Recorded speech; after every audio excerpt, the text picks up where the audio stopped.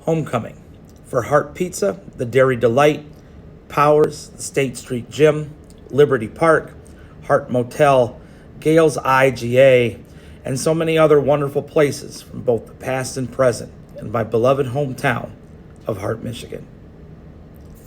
When McDonald's finally came to town, I left, even though I had been waiting for more easily accessible McNuggets and fries for as long as I could remember.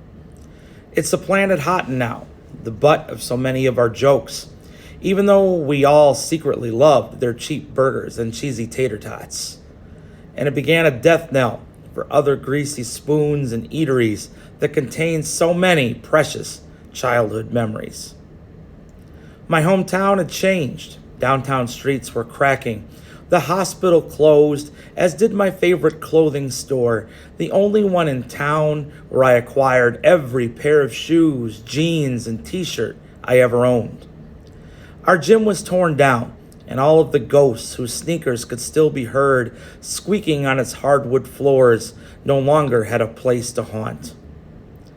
The nearby park, dating back to Depression days, was fading. Its now rusty metal rides scrapped, replaced with soulless plastic.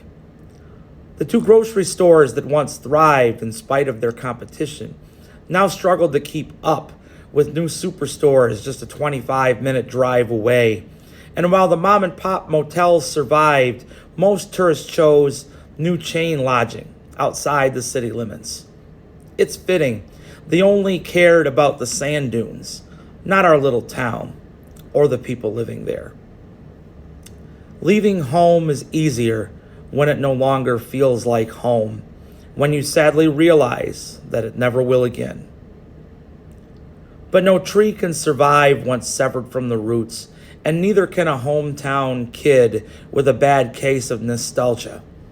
Ignoring the Golden Arches, Dollar Generals, the absence of my favorite place to shoot hoops, and the fact that most of my best friends left with me is easier when I am eating a piece of the world's greatest pizza, enjoying butter pecan ice cream, and showing my children where so many of my stories happened, even if the structures are gone.